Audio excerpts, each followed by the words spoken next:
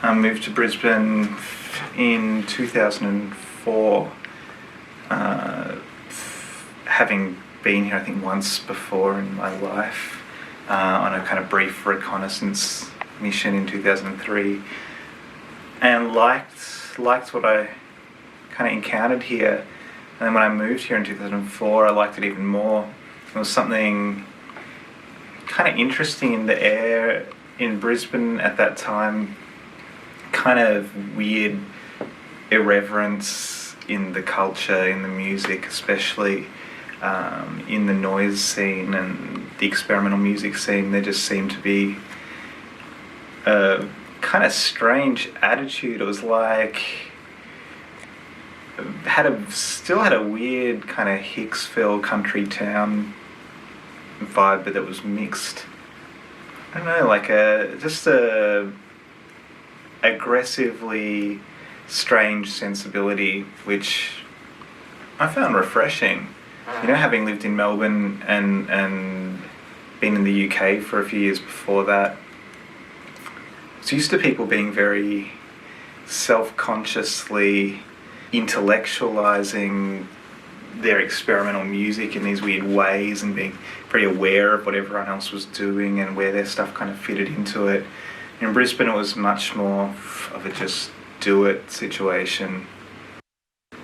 Kind of hanging out at the vegetarian cafe in Boundary Street Forest one day, just having a conversation with a few people there and thinking about maybe throwing some parties in their back space, and that became the Audio Pollen Social Club. It was a project that grew out of a radio show that I had been doing with Lloyd Barrett on Triple Z. It was the kind of Triple Z is having its renaissance now with all of the noisy, punky, experimental kids kind of having their say, which is amazing. Rather than just broadcasting into the void and being part of an organisation where we weren't really kind of connecting, that we go the other way with Audio Pollen and turn it into a social club. And of course, you know, like you go to a gig and people talk and socialise, so there's nothing radical in that. But the thing about Audio Pollen that reflected that was like the audience got involved in everything in a really intense way, like not just heckling, but there was like a lot of participation in projects. So the music became really participatory, not just like a jam session, but someone would be playing and then they would kind of respond to provocation from the audience and then start playing in another kind of way, or they would stop playing and start talking, and the talking would still somehow be like at the same part of the same process as the playing. It wasn't like there's the gig and then there's the socializing. It was like somehow these two things were merged to the point that playing music just became an extension of the conversation that you were having.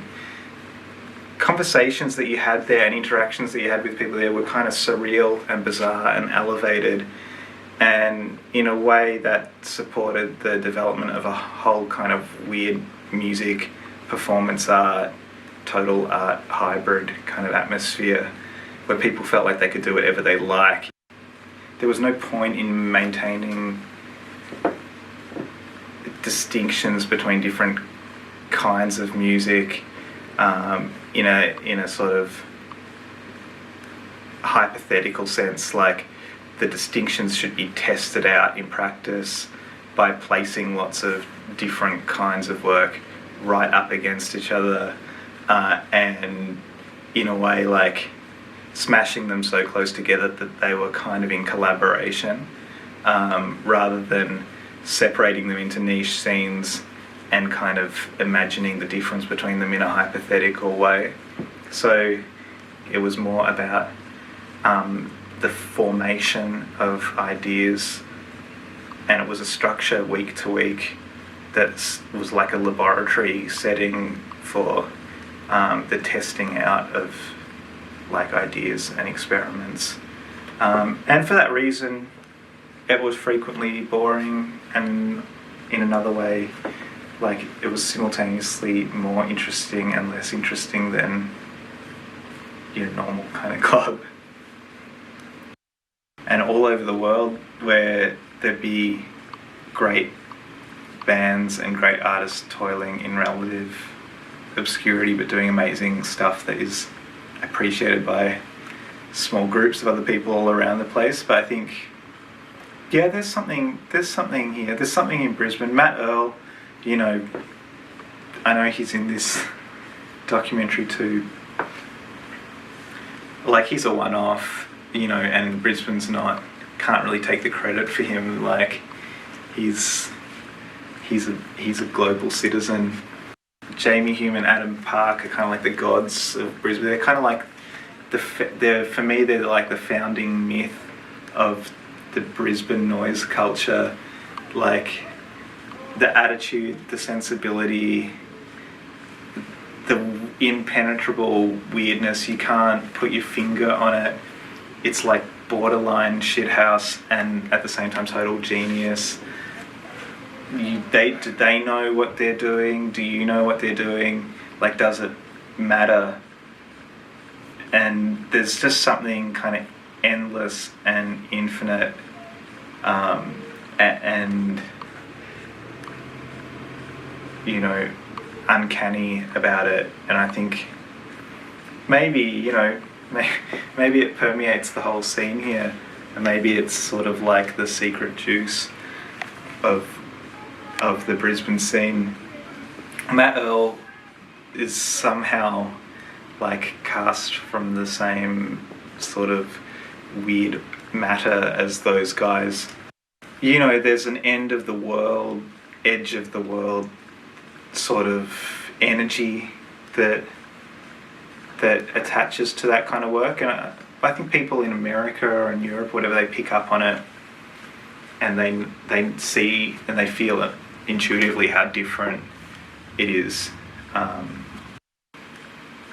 This has been a very good place to live for the last 8 years for someone involved in the things I've been involved in, and it's a brilliant community up here,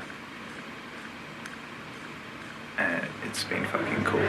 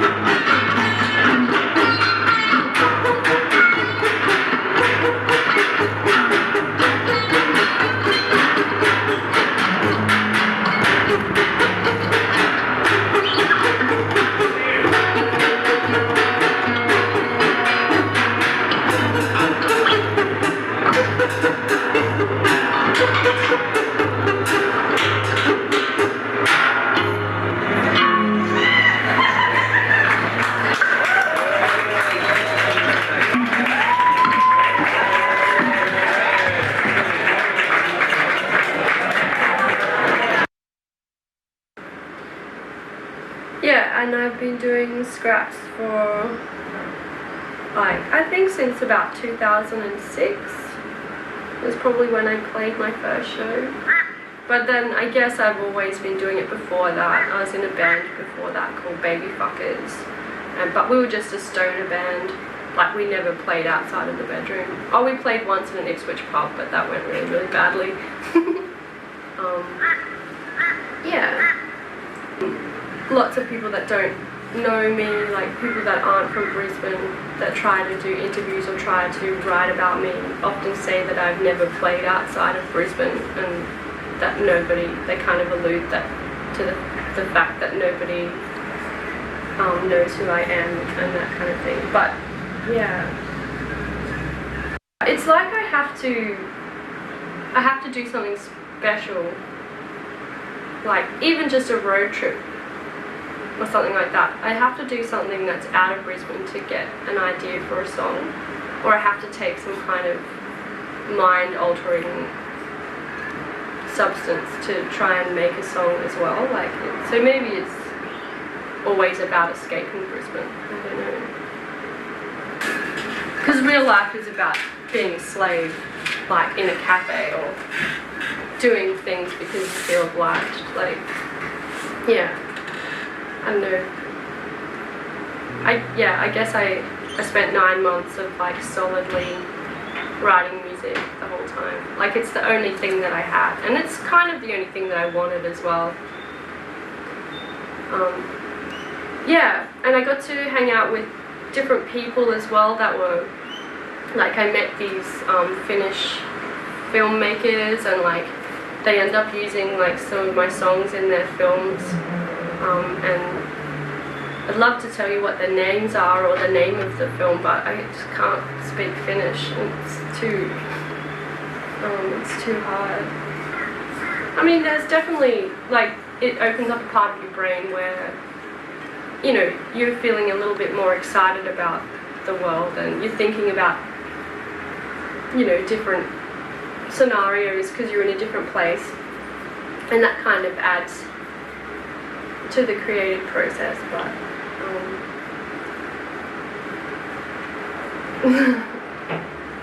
well, because I was on holidays and I wasn't working, I found it really easy to have that kind of headspace to write a lot more stuff.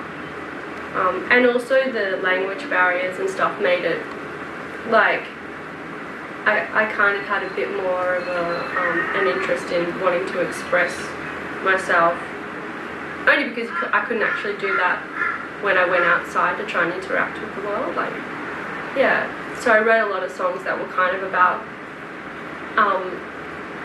yeah, like language barriers and that kind of thing. Well, one song. Yeah, but I like doing that. I'd like to do that again.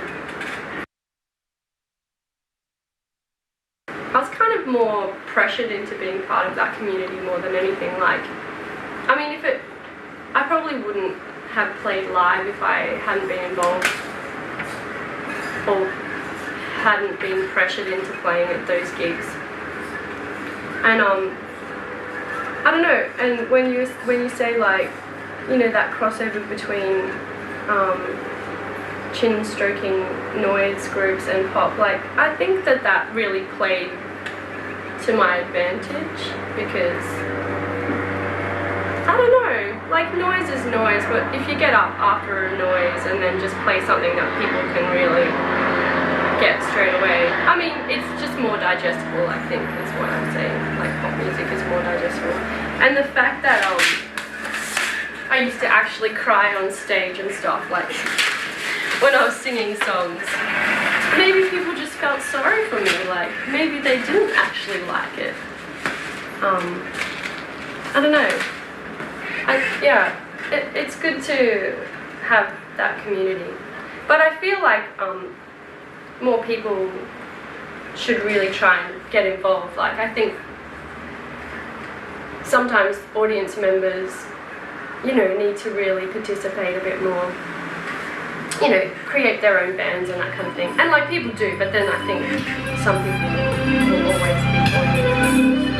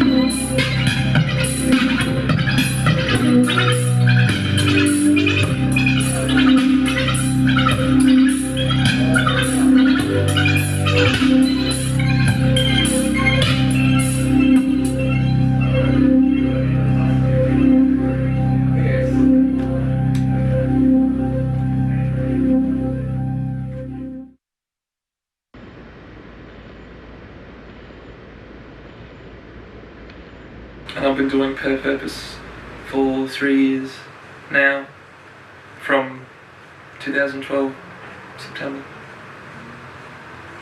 I dropped out of high school and I wasn't doing anything around other than using the internet and researching a lot of bands that I liked. And I was finding a lot of bands in Brisbane, concurrent ones,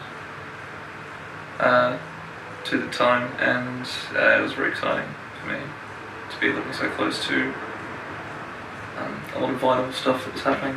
And it was only a matter of time before I started coming to shows and eventually moved here for that sole reason. So drifting on the Gold Coast with no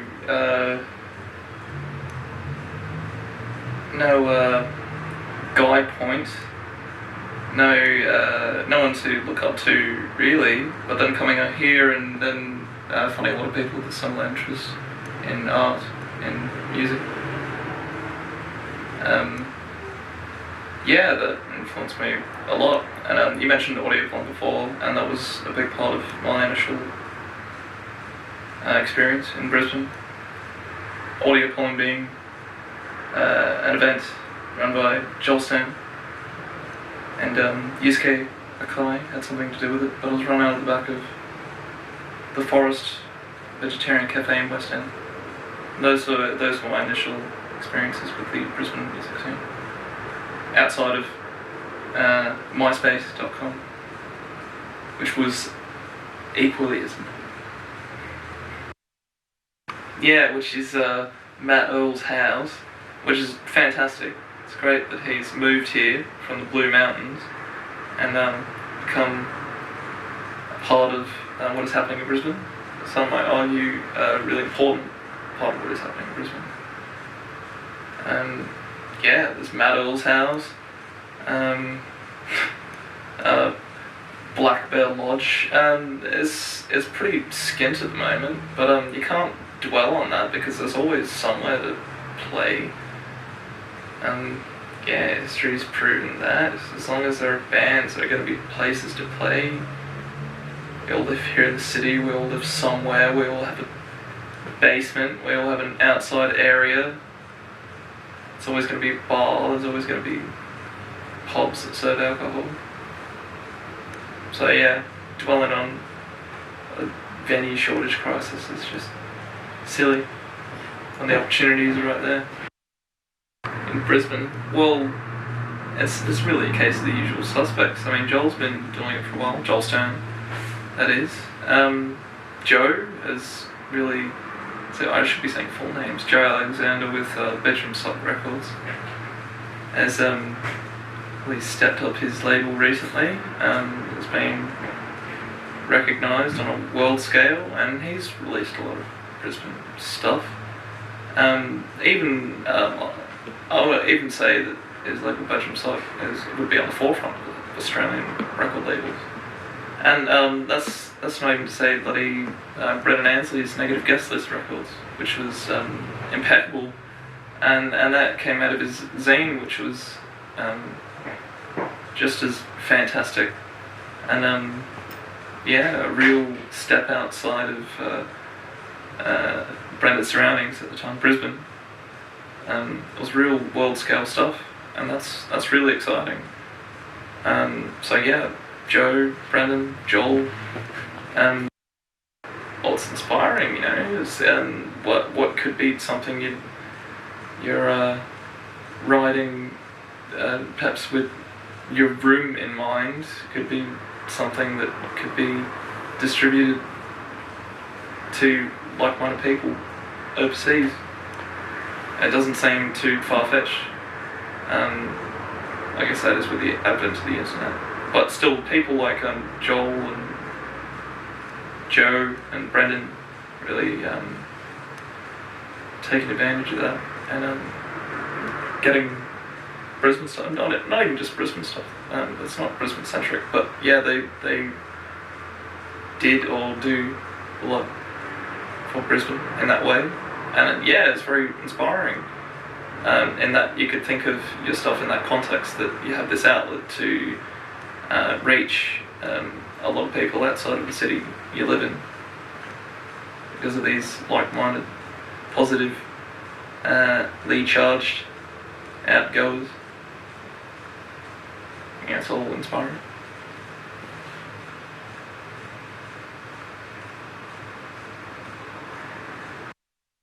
Now, Brisbane, it's a capital city in Australia. It could be a capital city anywhere.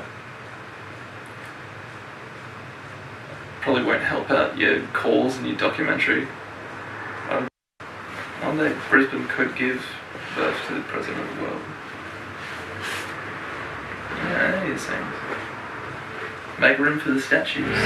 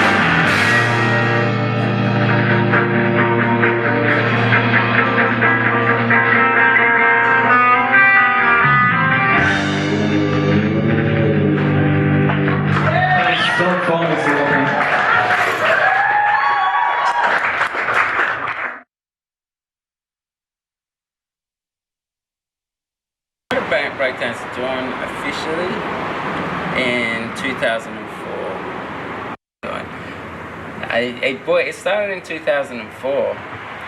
But, you know, it's one of these things, like all of these things that usually do, they kick around for a long time before they start, you know, that's so it's like...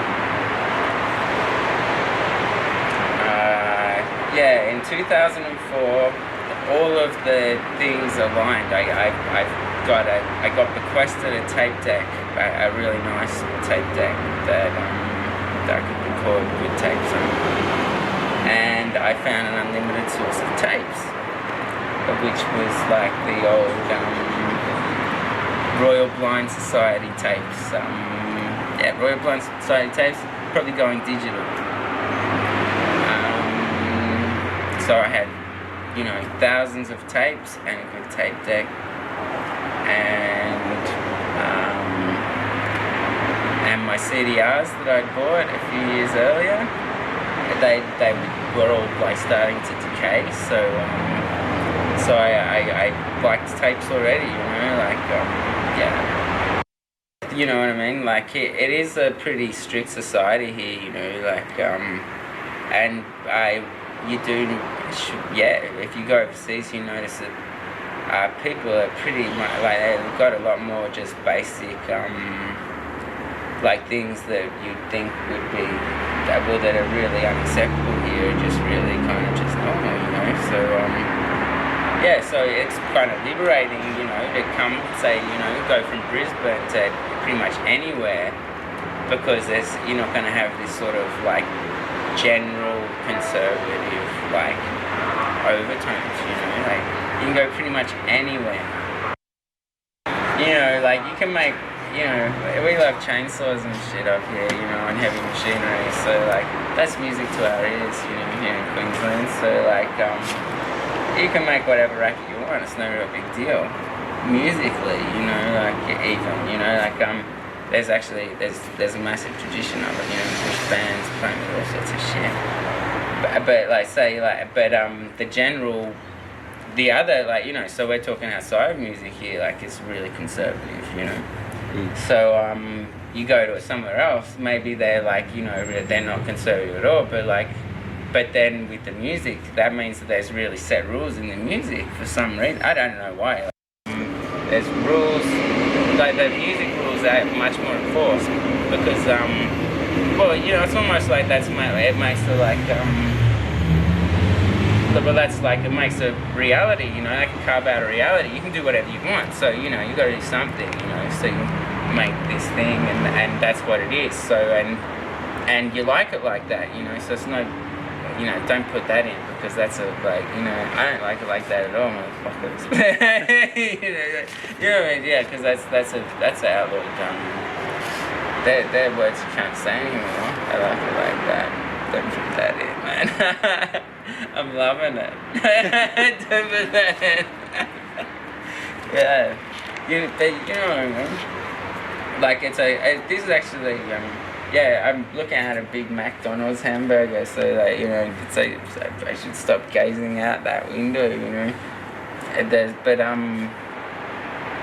Yeah, we've actually got a lot of rules here, so, like, but in music, we're allowed to do whatever we want. You know, but in other places, they don't have so many rules, you can do whatever you want. But that means, so when you play music, like, you do it a specific way, otherwise it's not music. And that's what makes it different here to other places, actually. From my perception, that, you know.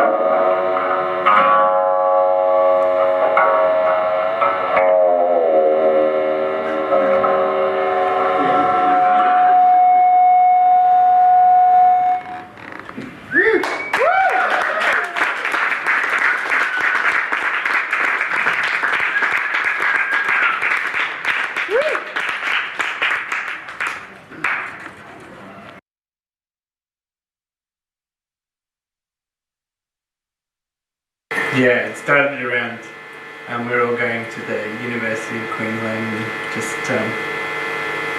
smoking a bit of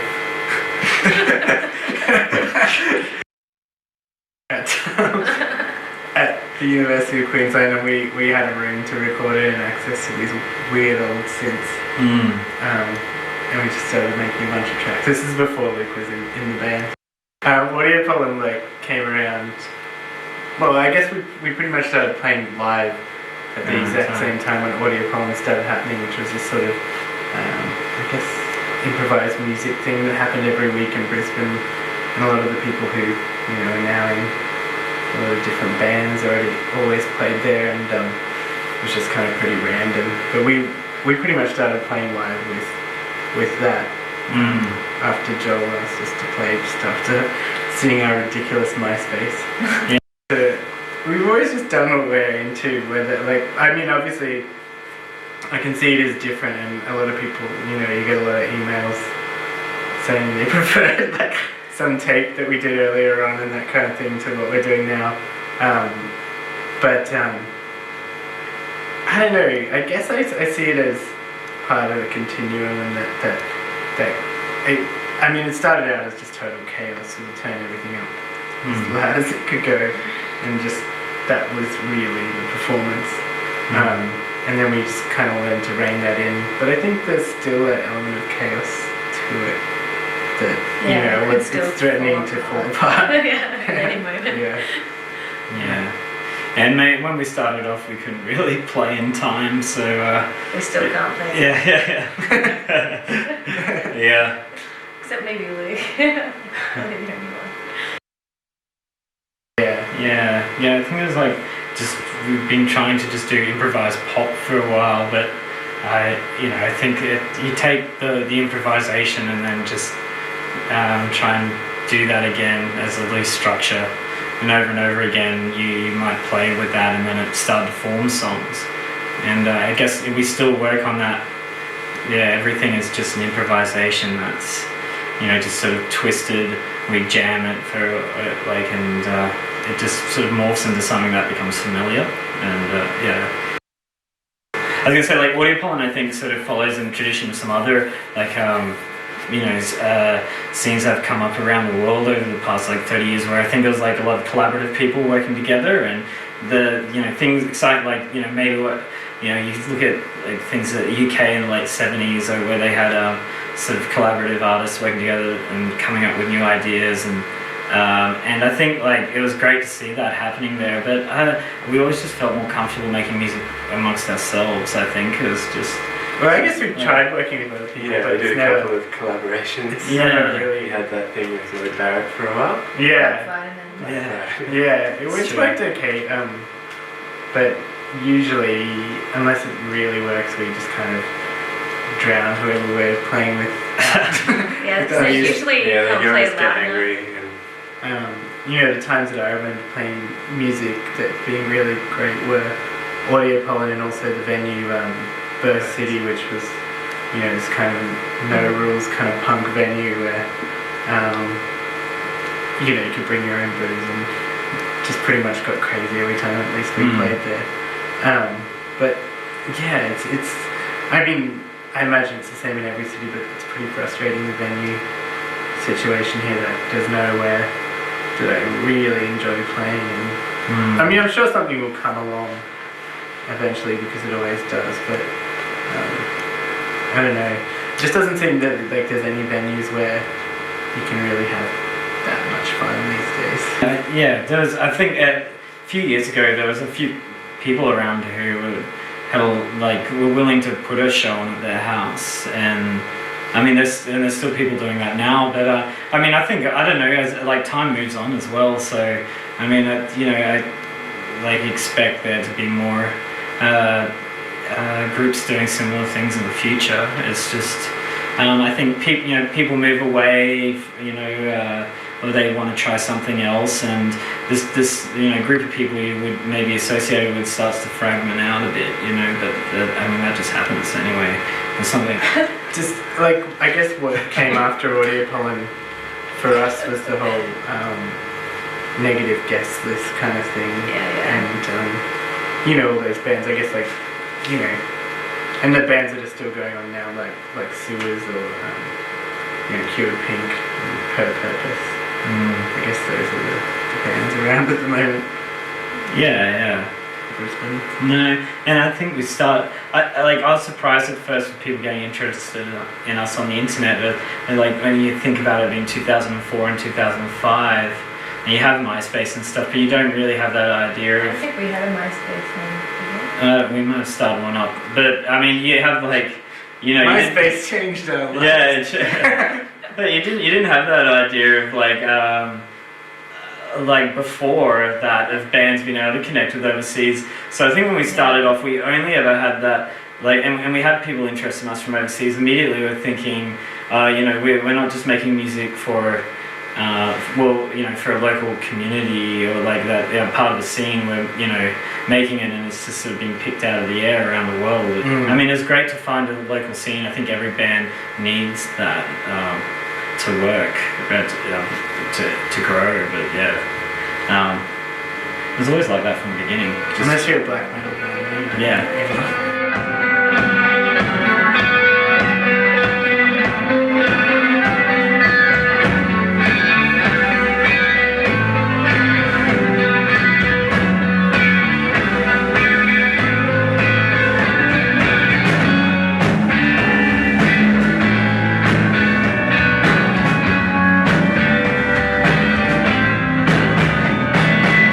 I'm falling for the Lord of the Light.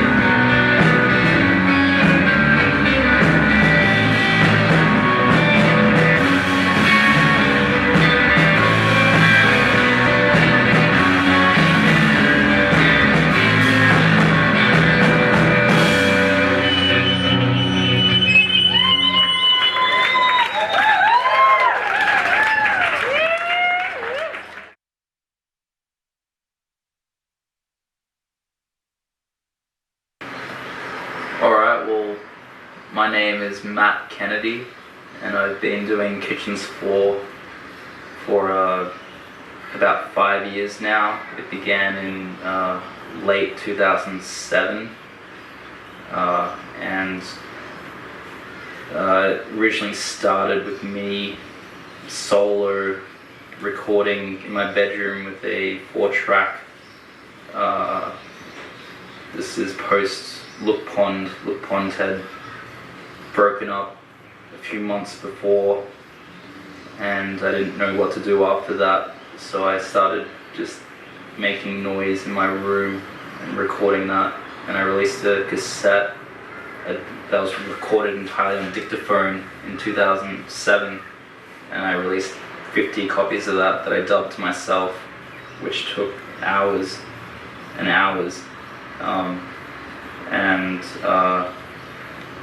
From there, it just kind of grew into a band, constantly alternating lineups, but it's always been solidly reliable because it's just me behind it. And audio porn, audio porn was great because it was really non-judgmental, and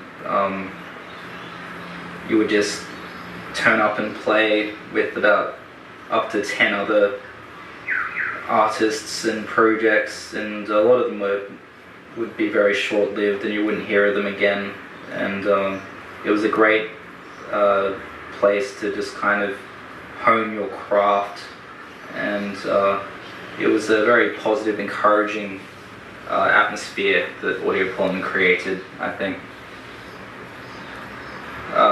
Time I ever played live was, I was 16, it was on my birthday in 2002, and I held a party. This is when I was living at my dad's house on the Gold Coast, and I just invited all my high school friends over for this birthday party, and then my band at the time, Postal Discretion, played in my dad's courtyard, and that was the first time I ever played live.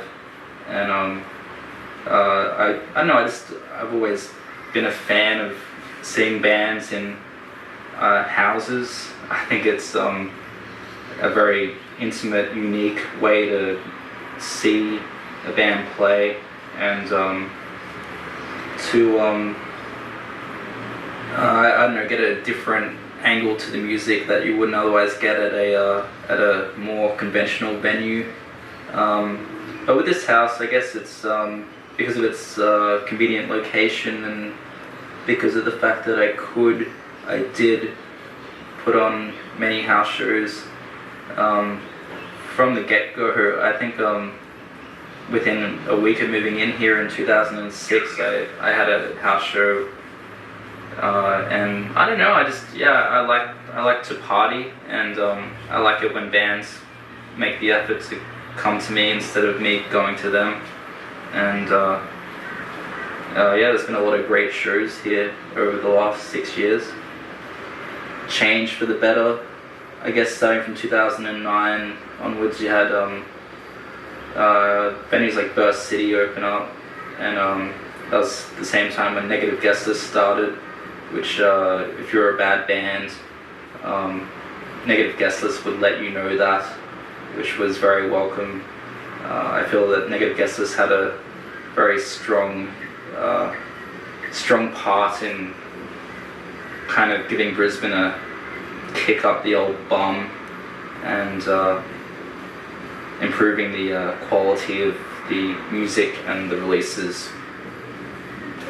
Well, I guess the thing that was special about Burst City was that even though it was predominantly meant to be a hardcore venue, because it was put on by, it was run by the hardcore crowd of West End mainly, but it was still very inclusive to the point where you would get many shows where the lineup would involve punk bands, garage rock bands, noise bands, hardcore bands, all in the same bill. So there was a lot of cross-pollination of music and communities that would otherwise, I guess, be separated.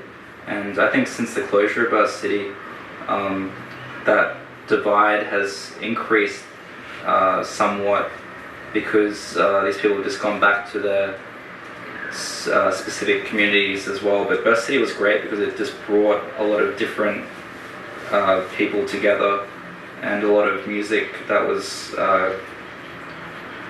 maybe not similar to each other but still kind of held the same DIY ideal, brought that all together, which I guess created a stronger sense of community within Brisbane, which I guess is the main reason why I feel Burst City was a special place at a special time.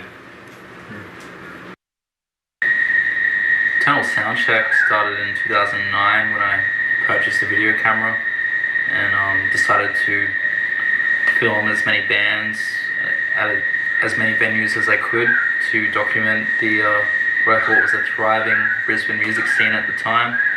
I did Eternal Soundcheck quite prolifically until early 2011 when that video camera was stolen, but within that almost 2-year period, I think I filmed, I don't know, it'd be close to 100 bands, I think. I know I have hundreds of hours of footage, and I did a full-length, feature-length film, Eternal Soundcheck, the first year, which came out in 2010 to negative reviews. But I still feel it's an accurate document of these bands and these venues at this specific moment in time when they were filmed. And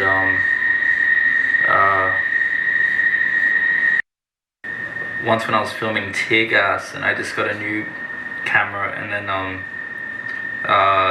I guess Tear Gas fans don't really like to see their favorite band getting filmed by someone like me, and so I was violently thrown into the middle of their raging hardcore mosh pit, and consequently I was thrown onto my back, and the camera ended up smashed on the ground, and that was, I don't know, that was one of the instances where you can see that, I don't know, I always approached filming bands as kind of like, I know, it's kind of inspired by all these kind of war cameramen who would go into war with the camera and then just film battle. I always kind of took the same approach, or I was kind of inspired by that idea, just go into battle and film the event, put yourself in as most danger as possible to get the best shot. That was always thrilling for me. Eternal Soundcheck is the name of my media empire that I'm gonna slowly build over the next few years. Yeah, it's gonna branch out into different avenues of music, I think, and it should just grow and grow and take many different forms.